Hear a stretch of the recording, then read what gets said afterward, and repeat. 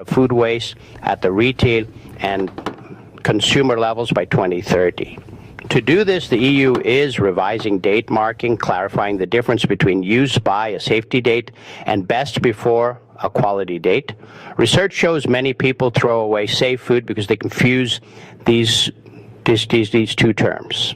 So I'm supporting food, a donation, making it easier and legally safer for supermarkets to donate unsold food to charities rather than sending it to the landfill, monitoring progress. Now establishing a common EU methodology to measure waste consistently across all member states so we know exactly where the leaks in the system are. The digital and technological engine A strategy, this ambitious, cannot succeed with 20th century tools. The transition is being powered by what many call the digitalization of agriculture, satellite monitoring, using the EU's Copernicus satellites to monitor soil health, moisture levels, and crop growth from space. This allows for smart irrigation and fertilization, AI and robotics, from weeding robots that use lasers to kill weeds, eliminating the need for herbicides, to AI that predicts pest outbreaks before they happen. The data space, a secure way for farmers to share data to improve yields and sustainability across the entire block.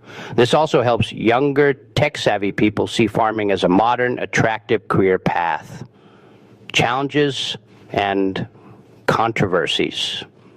It hasn't all been smooth sailing. The farm-to-fork strategy has faced significant pushback, particularly from large-scale farming lobbies and some political factions. The cost of transition. Critics argue that stricter regulations and reduced chemical use will lead to lower yields, higher food prices, and a leakage effect, where Europe imports more food from countries with lower environmental standards. And this concern became particularly acute following global supply chain disruptions in the early 2020s. The debate often centers on how much consumers are willing to pay for green food, the geopolitical context. The war in Ukraine and shifting global alliances have put food security back at the top of the agenda. Some argue that the EU should focus on producing more food rather than greener food. The Commission's response has been that sustainability is the only way to ensure long-term food security. After all, degraded soils and a volatile climate will eventually make farming impossible, regardless of how many chemicals are used.